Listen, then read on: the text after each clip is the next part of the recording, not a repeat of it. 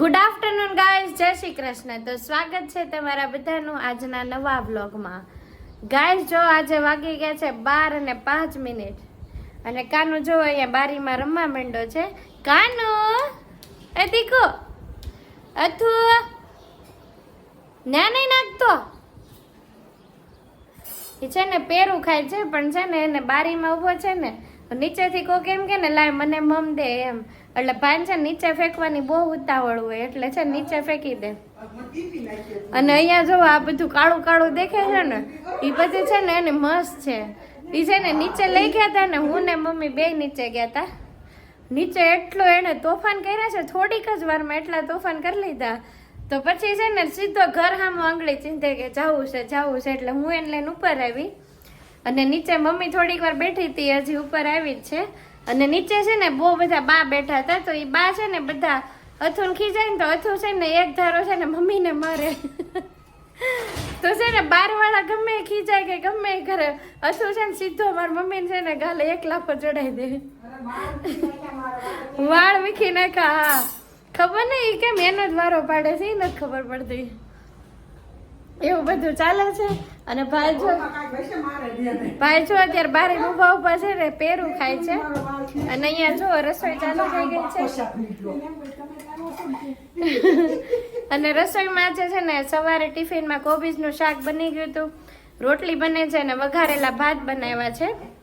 જો બારીમાંથી અંદર આવી ગયા છે અને બીજું કઈક કારનામા કરવાના તૈયારીમાં છે. કાનુ મમ્મી ભાઈ જો બીજું કઈક કારસ્તાન કરવા આવ્યા છે. બાકી જાય છે કેમ કે આ ભાઈ છે ને એને શું કહેવાય આમ બહુ જ હાચીને મમ્મીને હાચીને બહુ મારી છે નીચે. અને આમાં જો આજે નવું કામ કાઢ્યું છે. આ તલનો મુખવાસ કરવાનો છે અને આ જો સુવાદાણાનો મુખવાસ મારા માટે સ્પેશિયલ બનાવે છે. અને તલનો મુખવાસ છે ને પૂરો થવા આવ્યો છે એટલે બનાવી લે છે. અત્યારે ચોમાસું છે પણ તોય અત્યારે બનાવી લે છે કેમ કે પછી છે ને પછી ટાઈમ નહીં રહે કેમ કે નવું વાવ આવશે એટલે કામ વધી જશે. એટલે અત્યારે છે ને 2 મુખવાસ બનાવી લે છે. હે હા મારા ભાભી એમ કે છે કે નવરા હોય ને કામ કરવા વહી આવજો એમ. કેમ કે અમારે એક ઓલરેડી બાવ છે અને બીજું આવવાનું છે એટલે કામ બહુ વધી જવાનું છે, એવું બધું થવાનું છે. એટલે આવું જે કામ છે ને અત્યારે મારી મમ્મી ને મારા ભાભી બે થઈને પતાવી લે છે. અને અહીંયા જો રસોઈ ઓલમોસ્ટ કમ્પ્લીટ થઈ ગઈ છે, રોટલી બની ગઈ છે, ભાતે બની ગયા છે. અને આમાં જો કોબીજનું શાક બની ગયું. તો ગાઈસ જો 1:05 થઈ ગઈ છે અને અમે લોકો જમીન ફ્રી થઈ ગયા છીએ. અને અહીંયા મારી મમ્મીએ મુખવાસનું કામ ચાલુ કરી દીધું છે. આ તલમાં જો મીઠું ને હળદર બે મિક્સ થઈ ગયું છે અને સુવાદાણામાં મીઠું ને હળદર મિક્સ કરે છે. મમ્મી ક્યારે શેકવાનું છે? સુઈ જવાનું છે? ત્યાં પંખા નીચે થોડુંક સુકાઈ જશે ને, પણ આને બહુ તો ન સુકાવાનું હોય ને, એટલે થોડુંક સુકાવી દેવું પછી થોડા ભીના હોય ને. હા શેકીને તો હારા ફૂલે. તો જો અહીંયા સુવાદાણામાં તલમાં બેમાં મીઠું હળદર મિક્સ થઈ ગયું છે. અને થોડીક વાર અમે બધા આરામ કરી લેશું ત્યાં સુધી છે ને પંખા નીચે આને નાખી દીધા છે એટલે છે ને થોડાક કોરા થઈ જાય. જોકે થોડાક જ કોરા કરવાના છે પછી તો. હે મીઠું ચાખવા મારે નથી ખાવાનું ને મીઠું?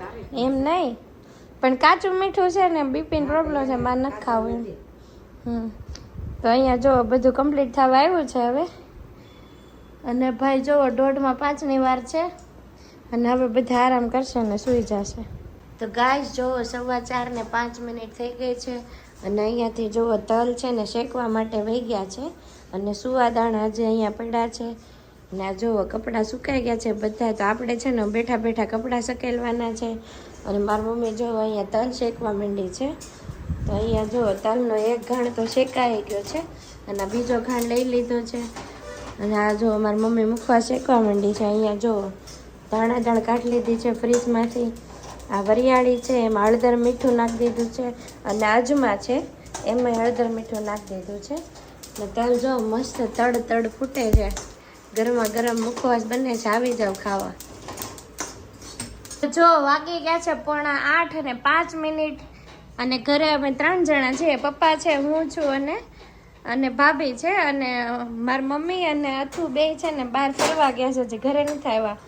અને આ જો આજે બાફેલા ગુવારની સબ્જી બનાવી છે, તો શાકનો વઘાર થઈ ગયો છે ને અહીંયા જો રોટલા બને છે. તો બસ આજે જો બાફેલા ગુવારનું શાક છે જમવામાં, અને રોટલા અને દૂધ. આજે કઈ આઈટમ નથી બનાવી, કાલે વડા હતું, આજે તો રોટલા ચાંદમાના ખાઈ લેવાના છે.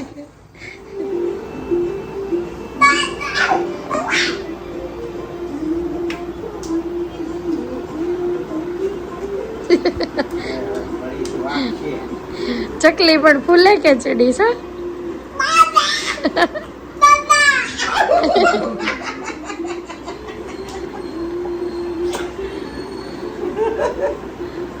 કરો ડાન્સ કરો દીકુ, ડાન્સ કરો.